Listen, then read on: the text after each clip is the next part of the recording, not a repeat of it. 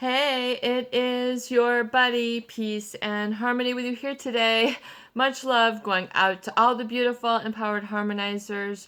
We are zooming in and focusing in on a great viewer question, and that's to go a little bit more in depth on how to handle the angry narcissist, the raging narcissist, the person really who is relentless in their audacity to be the one with the limelight, the spotlight, the main light, the main show. In other words, the narcissist who has an insatiable need for power and control oftentimes has an insatiable need to be the one who is getting all the attention. In other words, so that there is a very clear demarcation or separation between who is running the show and then who is in the peanut gallery, who is in the audience, who is in the groupie list, who is in the ambiguous other list. In other words, they sort of give people or assign people a role according to their needs. And oftentimes their needs are based on sort of a grandiosity or an entitlement, otherwise known as a pathological sense of self-importance coupled with a lack of empathy. So these people are not your sort of reflective, humble types. They're not your really compassionate or super good listeners. If anything, they're trying to extract information so that they can use it for manipulation or hurt towards others moving forward. In other words, when they try to rotate or recycle their supply. One thing that's well known about an angry narcissist is that oftentimes they get angry when they are not satisfied with their current supply, meaning the other individual is sort of assigned a unconscious or just sort of a unspoken contract that you must entertain, or you must bloat their ego, or you must puff up their and be supportive of them. Just sort of sacrifice yourself or be the default, be the lower than, be the second or 59th fiddle. And then when they get angry, they don't feel heard, they don't feel seen, they don't have that ego stroke. In other words, they're not flying by the seat of their ego pants, which is really how they like to live. A lot of people do not enjoy being around angry people. Some people like conflict, they like the tension, they like the game. For other people, it gets old, it gets gamey. There's too many winners or losers. There's too many hurtful smacks on down the road just to get to that sort of elevated destination that the narcissist will really promote as sort of the only pinnacle or the only place to go. In other words, it's very exclusive, and you have to sort of command perhaps a membership or appease them, say the code word, the passcode, whatever it is that they then sort of relegate and open the door to let you in. And so that need to control gives them a power trip. And so a narcissist will get very angry if they feel that there is something that is not building up their power, their view of how they would like to be viewed. In other words, the narcissist, they really want to control, I feel, the perceptions of others. View me as this way, treat me as this way, even though there might be evidence to the contrary that they don't necessarily deserve or have warrant of that treatment. In other words, they've hurt you, they've criticized you, they've talked about your behind your back, they've treated you as a third-rate citizen, and yet they want you to elevate them and then reinforce that you are lower than. So it becomes a very rigid role. And I would really say that in life,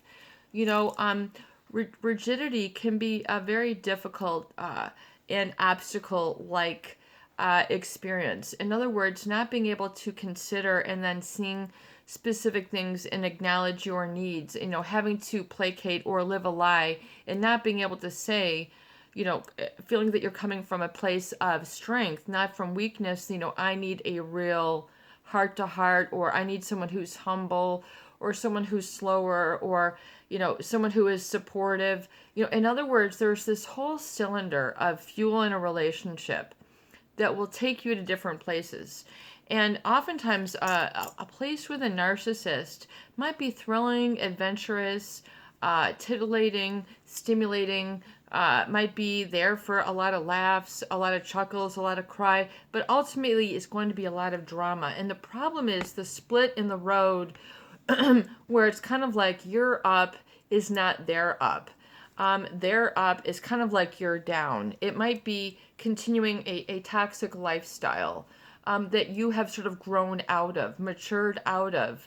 You've ripened.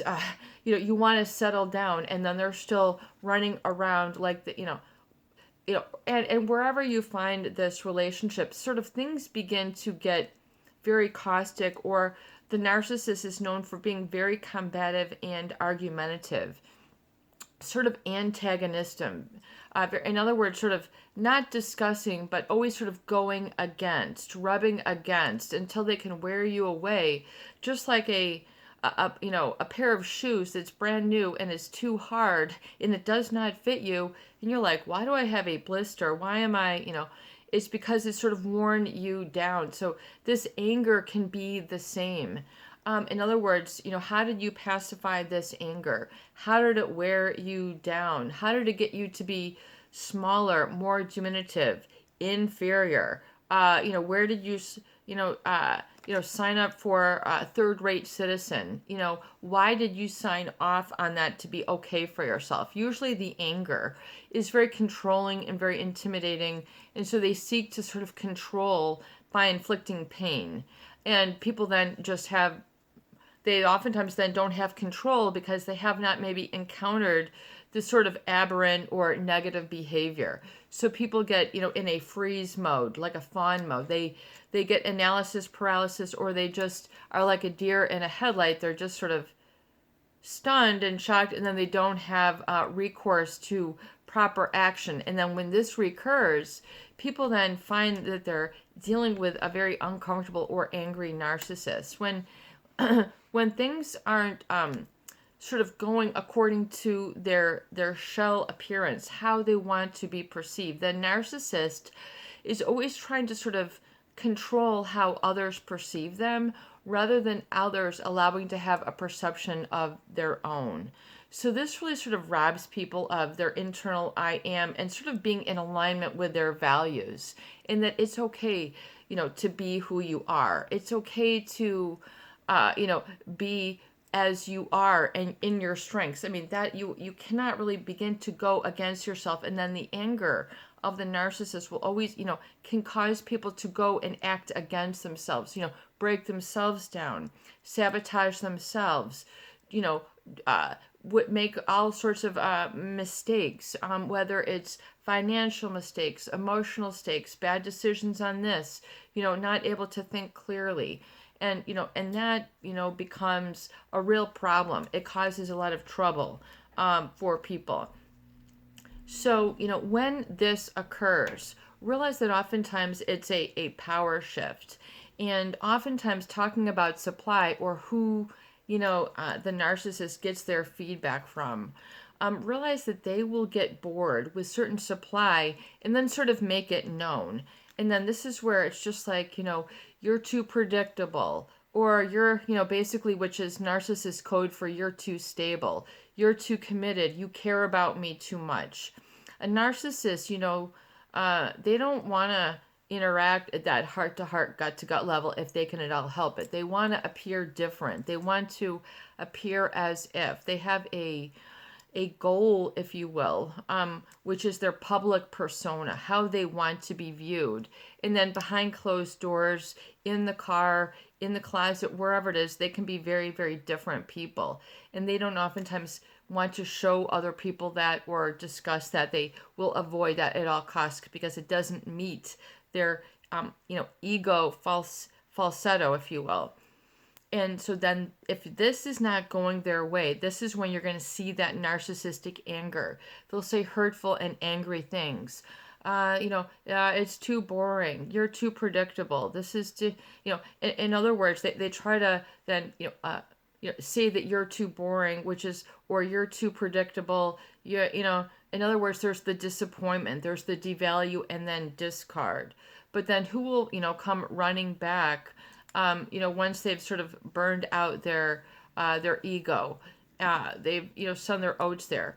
But what's interesting is that, you have to remember that a lot of people feel insult to heart, that they are too stupid, too boring, not interesting, not rich enough, not tall enough, not short enough, not this, your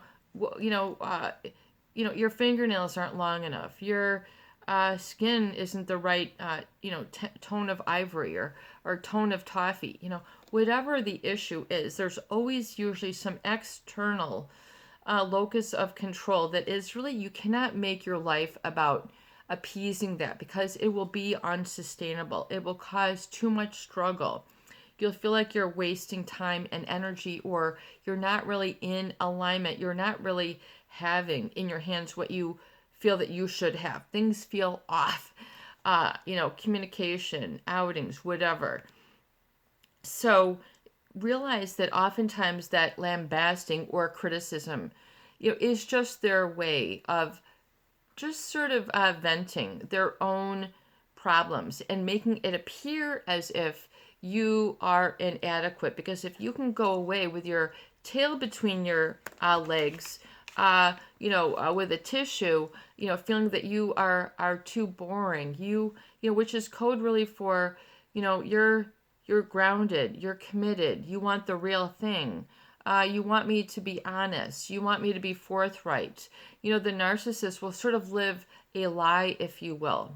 They want to appear as if, and then they're usually very embarrassed about their true self, which you really should not have a lot of shame about who you are. You're setting yourself up, you're just walking on coal. You're putting yourself on a coal bed. So back off of the coal bed and realize that people get very addicted to that level of agitation, and realizing that how to look at that and understand the narcissist anger. Oftentimes it's very pointed, very sardonic, caustic, meaning, and it's very short-lived or very superficial. And it's usually based on a false accusation, which couldn't be further from the truth. But if it's convenient for them, they'll just continue to use that same material again and again. If it's worked before, they will continue. And then so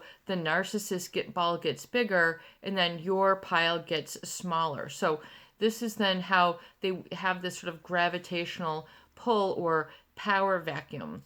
So the anger, I feel, is when they feel that they're being perceived as normal, or maybe, having a humanness, what they might consider a flaw, something that they're trying to distract for, something that they don't want you to notice. They're going to try to sort of pull and control your perception, where that's not very healthy. You need to be able to control your own perception and be able to think for yourself. A lot of people discover this at some point in the narcissist relationship, that one does need to think and advocate and protect oneself and know their values and their stance, especially as it is around the positive and not as it's always sort of reflected on the negative by an angry narcissist.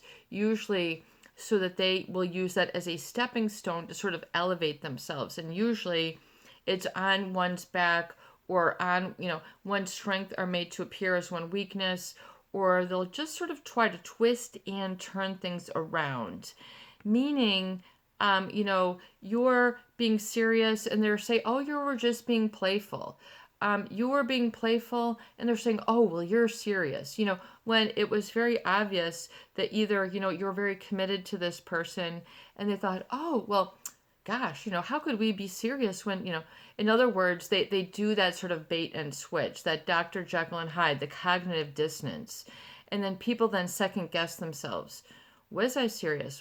And you were committed, you were in love, you were having fun, and you were being playful. You knew that you were preparing for the real thing, and then they try to convince you of otherwise. So be careful that the anger is really designed to sort of knock your truth out of your own hand. So don't allow that to be. Realize what you hold on to, and really own that truth and become empowered by that. It's your buddy, Peace and Harmony. I hope these videos do help. Please share, please subscribe, and for goodness sake, please donate for more great tools, videos, discussion, and support.